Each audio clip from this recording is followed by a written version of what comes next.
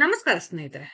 ಲಕ್ಷ್ಮೀ ನಿವಾಸ ಧಾರಾವಾಹಿಯಲ್ಲಿ ಹಿರಿಯ ಶ್ರೀನಿವಾಸ ಪತ್ನಿ ಲಕ್ಷ್ಮೀ ಪಾತ್ರ ನಿರ್ವಹಿಸಿದ ನಟಿ ವಿನೋದಿನಿ ಶ್ವೇತಾ. ಚೈತ್ರದ ಪ್ರೇಮಾಂಜಲಿ ಸಿನಿಮಾ ಮೂಲಕ ಕನ್ನಡ ಇಂಡಸ್ಟ್ರಿಯಲ್ಲಿ ಪ್ರೀತಿ ಹಂಚಿದವರು. ಕರ್ಪೂರದ ಗೊಂಬೆ ಸಿನಿಮಾ ಮೂಲಕ ಕನ್ನಡಿಗರ ಮನದಲ್ಲಿ ಮುದ್ದಾದ ಗೊಂಬೆಯಾಗಿ ನೆಲೆಯೂರಿದ ನಟಿ. ತಮಿಳುನಾಡು ಚೆನ್ನೈನಲ್ಲಿ ನೆಲೆಸಿರುವ ಇವರು ಇತ್ತೀಚೆಗೆ ತಾಳಿ ಚೈನ್ ಕಳೆದುಕೊಂಡಿದ್ದಾರೆ. ನನ್ನ ರೀತಿ ನೀವು ಮಾಡಬೇಡಿ ಎಂದು ಎಚ್ಚರಿಕೆ ನೀಡಿದ್ದಾರೆ.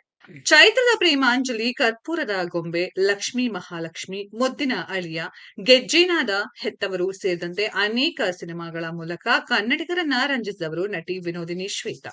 ಇವರನ್ನ ಮಲಯಾಳಂ ಮತ್ತು ತಮಿಳು ಚಿತ್ರರಂಗದಲ್ಲಿ ವಿನೋದಿನಿ ಎಂದು ಕರೆಯುತ್ತಾರೆ.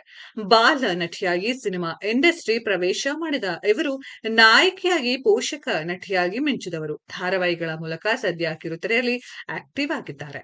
ನಟಿ ವಿನೋದಿನಿ ಶ್ವೇತಾ ಅವರು ಸದ್ಯ ತಮ್ಮ ಸೋಷಿಯಲ್ ಮೀಡಿಯಾ ಖಾತೆಯಲ್ಲಿ ತಾಳಿ ಚೈನ್ ಕಳೆದುಕೊಂಡ ಬಗ್ಗೆ ಮೆನ್ಷನ್ ಮಾಡಿದ್ದಾರೆ. ಸ್ಪಾ ಸಲೂನ್ ಒಂದರಲ್ಲಿ ನಡೆದ ಘಟನೆಯನ್ನ ವಿವರಿಸಿ ವೀಕ್ಷಕರಿಗೆ ಎಚ್ಚರಿಕೆ ರವಾನೆ ಮಾಡಿದ್ದಾರೆ. ಸ್ವಲ್ಪ ಬೇಸರದ ವಿಡಿಯೋನೆ, ಆದ್ರೆ ಏನ್ ಮಾಡುವುದು, ಜೀವನ ಅಂದಮೇಲೆ ಸಂತೋಷ, ದುಃಖ ಎಲ್ಲವೂ ಬದಲಾಗುತ್ತಾ ಇರುತ್ತಲ್ಲವೇ. ಕಳೆದ 2-3 ತಿಂಗಳಿಂದ ಮಾನಸಿಕವಾಗಿ ತುಂಬಾ ಸ್ಟ್ರೆಸ್ ಇತ್ತು. ಅದಕ್ಕೆ ನಾನು ಯಾವುದೇ ಫೋಟೋ ಅಥವಾ ವಿಡಿಯೋಗಳನ್ನ ಹಾಕಿರ್ಲಿಲ್ಲ. ತುಂಬಾ ಸ್ಟ್ರೆಸ್ ಆಗಿದೆ ಎಂದು ಇತ್ತೀಚೆಗೆ ಸಿಟಿ ಕಾಲೋನಿಯಲ್ಲಿರುವ ಇನ್ಫ್ಲುಯೆನ್ಸ್ ಎನ್ನುವ ಸ್ಪಾಗೆ ಹೋಗಿದ್ದೆ. ಅಲ್ಲಿ ಸ್ಪಾ ಮಾಡ್ತಿರುವಾಗ ಆ ಮಹಿಳೆ, ನಿಮಗೆ ಕುತ್ತಿಗೆಯ ಭಾಗದಲ್ಲಿ ಚೆನ್ನಾಗಿ ಮಸಾಜ್ ಮಾಡಬೇಕು, ಈ ತಾಳಿ ಚೈನ್ ಬಿಚ್ಕೊಡಿ ಎಂದರು. ಸರಿ ಎಂದು ಬಿಚ್ಕೊಟ್ಟಾಗ ಅದನ್ನು ಅಲ್ಲೇ ಇದ್ದ ಒಂದು ಡಬ್ಬಿಯಲ್ಲಿ ಇಟ್ರು. ಅದಾದ ನಂತರ ಗಂಡನ ಮನೆಯಲ್ಲಿ ಯಾರೋ ತೀರಿಕೊಂಡಿದ್ದರು. ಆ ಸುದ್ದಿ ನನಗೆ ಸ್ಪಾದಲ್ಲಿದ್ದಾಗಲೇ ಬಂದಿತ್ತು. ಅದಕ್ಕೆ ಆ ಚೈನ್ ನೆನಪಿಲ್ಲದೆ ಇಟ್ಟ ಜಾಗದಲ್ಲೇ ಬಿಟ್ಟು ಬಂದಿದ್ದೆ. ಕೆಳಗೆ ಸ್ಪಾದಿಂದ ಇಳಿದು ಬರುವಾಗ ಆ ಅಮ್ಮ ತಟ್ಟೆಯಲ್ಲಿ ಚಪ್ಪಲಿ ತಂದುಕೊಟ್ಟರು. ತಟ್ಟೆಯಲ್ಲಿ ಚಪ್ಪಲಿ ತಂದುಕೊಟ್ಟವರಿಗೆ ಡಬ್ಬಿಯಲ್ಲಿಟ್ಟ ನನ್ನ ತಾಳಿ ಚೈನ್ ನೀಡಲು ನೆನಪಾಗ್ಲಿಲ್ಲ.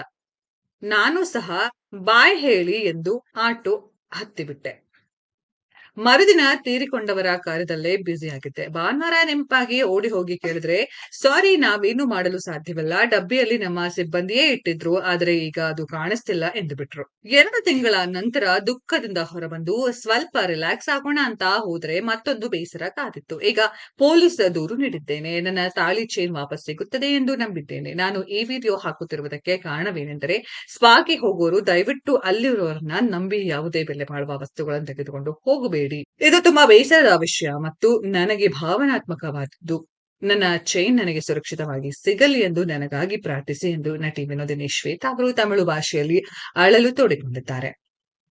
ಸ್ನೇಹಿತರೆ, ಇದರ ಬಗ್ಗೆ ನಿಮ್ಮ ಅನಿಸಿಕೆಯನ್ನ ಕಾಮೆಂಟ್ ಬಾಕ್ಸ್ ಅಲ್ಲಿ ಕಾಮೆಂಟ್ ಮಾಡಿ.